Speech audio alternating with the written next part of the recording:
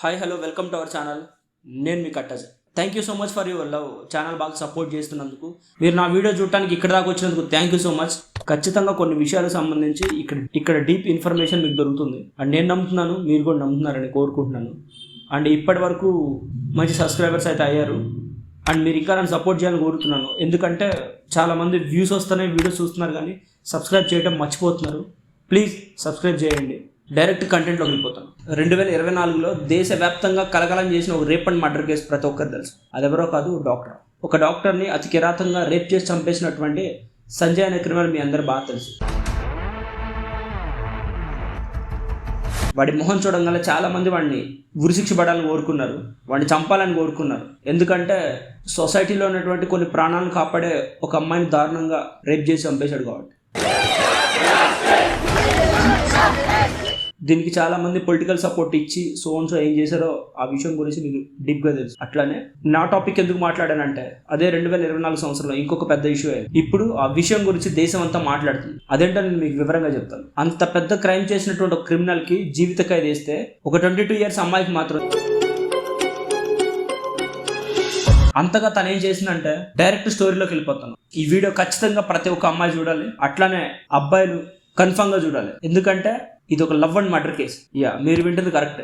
ఒక వ్యక్తిని ప్రేమించి దారుణంగా నమ్మించి పెళ్లి చేసుకుందాం, జీవితం మొత్తం కలిసి ఉందాం అని చెప్పించి అమ్మాయి ఒక అబ్బాయిని ఎంత దారుణంగా చంపిందో చాలా క్లుప్తంగా వివరిస్తారు. ప్రేమ అంటే మనందరూ తెలుసు కదా, సినిమాలో చూసినట్టు జాలీగా ఎంజాయ్ చేస్తూ, ఒక పాట పాడుకుంటూ, ఒక ఐస్ క్రీమ్ తింటూ, ఒకే కప్లో కాఫీ తాగుతూ, ఇలాంటివన్నీ కొన్ని సినిమాలో చూడటానికి బాగానే ఉంటాయి. అలానే ప్రతి ప్రేమ కథలు స్టార్ట్ అవుతాయి. ఈ ప్రేమ కథ కూడా ఇలానే స్టార్ట్ అయింది ఒక ప్రైవేట్ కాలేజ్లో. ఇంతకీ తనెవరు, తనేంటో మీకు మొత్తం వివరంగా చెప్తాను. జాన్ 20 ఒక అమ్మాయికి ఉరిశిక్ష పడింది. తమిళనాడు కన్యాకుమారిలో ఉంటుందన్నమాట గ్రీష్మ అనే అమ్మాయి. అలానే కేరళలో పరసాలో ఉంటాడు షారోన్ రాజ్ అనే అబ్బాయి. వీళ్ళిద్దరికి 2021లో లవ్ స్టార్ట్ అయింది. అది ఎక్కడ స్టార్ట్ అయిందంటే కన్యాకుమారిలోని ఒక ప్రైవేట్ కాలేజ్ లో షారోన్ రాజ్ BSc రేడియాలజీలో జాయిన్ అయ్యాడు. అక్కడ ఈ ప్రేమ కథ మొదలైందనమాట. కన్యాకుమారి, త్రివేంద్రం రెండు వేరు రాష్ట్రాలు అయినప్పటికీ అవి దగ్గరలో ఉన్నటువంటి గ్రామాలు అనమాట. ఒక 8 నుంచి 15 కిలోమీటర్ల దగ్గరలో అనమాట. చాలా త్వరగా వెళ్ళి రావచ్చు. అక్కడ మొదలైనటువంటి ఈ ప్రేమ కథ ఒక 1 year బాగా సాగిందనమాట. అలానే ఒక మంచి రోజు ఒక సంబంధం వచ్చింది. ఒక మిలిటరీ ఆఫీసర్ ఆలోచించింది ఒకసారి, ప్రేమించినప్పుడు అమ్మాయికి, పెళ్లి చేసుకునే అమ్మాయి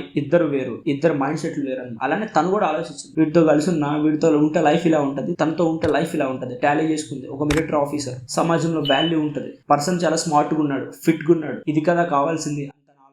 ఇదే విషయం గురించి తన లవర్ తో చెప్పింది, నాకు ఇట్లా సంబంధం వచ్చింది, నేను చేసుకోవాలి సోన్స్ అని. దానికి డామ్ షూర్ గా ప్రేమించినటువంటి అబ్బాయి ఎవడైతున్నాడో వాడు అస్సలు ఒప్పుకోడు. అట్లానే షారోన్ రాజు కూడా ఒప్పుకోలేదు. నేను నిన్ను పెళ్లి చేసుకోవడానికి నేను లవ్ చేసిన, నేను వాడుకొని పోవటానికి కాదు. అమ్మాయికి చాలా క్లియర్ గా చెప్పాడు. షారోన్ రాజు చాలా ఇన్నోసెంట్ ఫెలో అనిపించింది నాకు. అది వినంగానే వెంటనే అమ్మాయి ఇంకా ఆలోచించింది అనమాట, వీడైతే చెప్తే వింటలేదు, కానీ పెళ్లి చేసుకోవచ్చు. కానీ గ్రీష్మ ఏం ఆలోచించిందంటే, ఈ 1 yearలో వీళ్ళు కలిసి ఉన్నప్పుడు ఈ రిలేషన్లో వీళ్ళిద్దరు చాలా క్లోజ్గా ఉన్న ఫోటోలు చాలా ఉంటాయి. అది మీకు బాగా తెలుసు. ప్రేమలో ఉన్నప్పుడు ఒక అమ్మాయి అబ్బాయికి మధ్యలో ఉన్నటువంటి చనువు వాళ్ళ దగ్గర కలిసి ఉండేలా చేస్తుంది. అలాంటి ఫోటోలు చాలా ఉన్నాయి షారోన్ రాజ్ దగ్గర. ఈ విషయం గురించి గ్రీష్మ భయపడింది. నేను పెళ్లి చేసుకుని వెళ్ళిపోతా, రేపు ఆ ఫోటోలు వీడియోలు బయటకు వస్తాయి, నాకు ఫ్యూచర్ కూడా ఉండదని చెప్పి ఆలోచన. నేను బ్రతికుండాలి అంటే ఎదురు పోతే నాకేంటి అనే ఆలోచన పడింది అనమాట. దెన్ షీ డిసైడ్ ఎట్లయినా వాడిని చంపేద్దాం ఫిక్స్ అయిపోయింది. అట్లానే ఒక 6 నెలలు దాదాపు తను ఇంటర్నెట్ లో సెర్చ్ చేసింది. అంటే ఎలా చంప, ఏ డ్రగ్స్ వాడాలి, ఏ వాడితే ఏ ఎఫెక్ట్ ఉంటుంది అని చెప్పి తను చూసింది అనమాట. డోలో టాబ్లెట్ గురించి చూసింది. డోలో టాబ్లెట్ 1-2 వేసుకుంటేనే మైండ్ డిమ్ అయిపోతుంది. 50 టాబ్లెట్లు వేస్తే ఎట్లా ఉంటుంది. 50 టాబ్లెట్లు తీసుకొని మ్యాంగో జ్యూస్ బాటిల్లో స్టోర్ చేసింది. ఇక్కడ నుంచి స్టోరీ అంతా మారిపోయింది. మనిషికి ఆరోగ్యం బాగానప్పుడు వాడే డ్రగ్స్ అండ్ టాబ్లెట్స్ అండ్ ఏవైతే ఉన్నాయో వాటిని ఎక్కువ మోతాదులో తీసుకుంటే ఏమవుతుంది అనే దాని గురించి అమ్మాయి రీసెర్చ్ చేసి, పెయిన్ కిల్లర్స్ ఎలా ఉపయోగిస్తారు, ఎందుకు ఉపయోగిస్తారు, వాటిని ఎక్కువ మోతాదులో తీసుకుంటే ఎలా అయింది, ఇలాంటి విషయాలన్నీ తను ఒక పర్టికులర్ గ్రాఫ్ట్ క్రియేట్ చేసుకొని ఒక సబ్జెక్ట్ లాగా అనాలిసిస్ చేసి ఒక 50 టాబ్లెట్లు డోలో తీసేసుకొని ఒక మ్యాంగో బాటిల్లో పెట్టేసేసి, ఇది ఫస్ట్ అటెంప్ట్. ఏప్రిల్ 22లో ఇలా ట్రై చేసినాం. ఇద్దరు బయటకు వెళ్ళినప్పుడు ఆ బేబీ మన ఇద్దరం ఒక గేమ్ ఆడదాం, మ్యాంగో జ్యూస్ ఛాలెంజ్ చేద్దాం అనగానే కుర్రోడు ఎగ్జైట్ అయిపోయి వీడియో కూడా పెట్టేస్తాడు. వెంటనే అమ్మాయి ఏం చేస్తుంది, ఆ 2 బాటిల్స్ వేస్తుంది. ఒకటైతే ఏదైతే మనం అనుకున్నామో ఈ డోలో 650 టాబ్లెట్స్ ఒక 50 వేసిన బాటిల్ ఒకటి, ఇంకోటేమో నార్మల్ అనమాట. జనరల్ తెలుసు కదా, నార్మల్ అమ్మాయి తీసుకొని టాబ్లెట్స్ కలిపిందేమో అబ్బాయికి ఇచ్చిందనమాట. వాడు కొంచెం తాగేసి చేదుకుంది నేను తాగన్నాడు.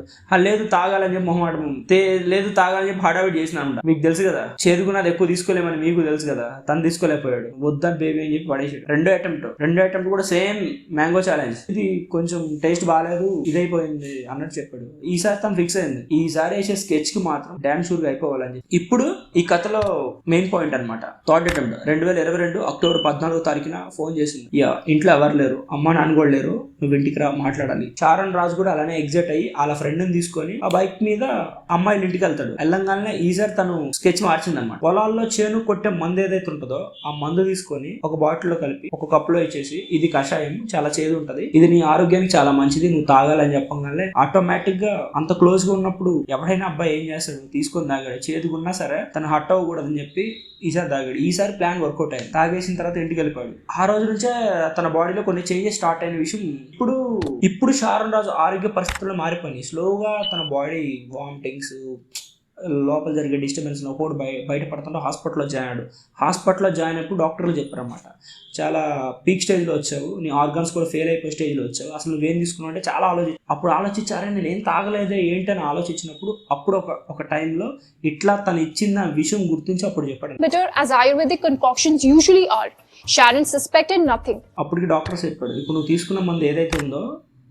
అది నిదానంగా నీ బాడీలో మొత్తం వచ్చేసి నువ్వు ఫైనల్ స్టేజ్లో ఉన్నావు. నీ ఆర్గాన్స్ అంటే బాడీలో ఉన్నటువంటి అవయవాలు ఒక్కొక్కటి ఫెయిల్ అయిపోయాయి.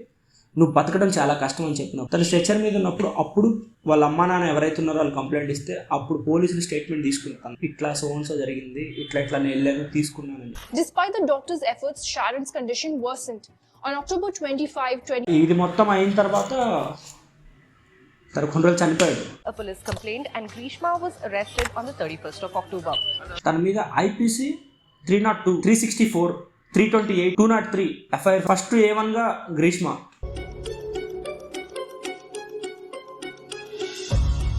రెండు A2గా ఆ అమ్మాయికి సపోర్ట్ చేసినట్టు వాళ్ళ మదర్ చాలా సపోర్ట్ చేశారంట అలా చేయడానికి. Grishma's mother Sindhu was acquitted due to lack of evidence. കോളിളക്കം സൃഷ്ടിച്ച ഷാരോൺ വധക്കേസിൽ ആണ് చేయడానికి. థర్డ్ 22 ఏజ్లో ఒక అబ్బాయిని దారుణంగా చంపేసింది. A police complained and Grishma was arrested on the 31st of October. She was granted. ఆ కేసుని January 20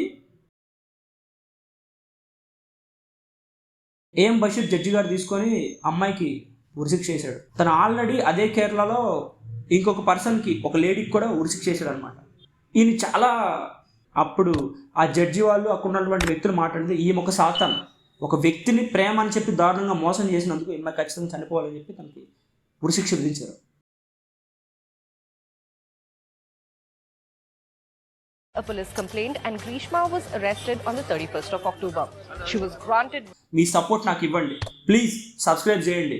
మీకు వాల్యూడ్ ఇన్ఫర్మేషన్ నా నుంచి వస్తుందని నేను కోరుకుంటున్నాను. మీరు ఇక్కడ దాకా వచ్చారంటే నేను మీకు నచ్చారని కోరుకుంటున్నాను. Thank you for watching this video. నేను మీ కట్టజయ్.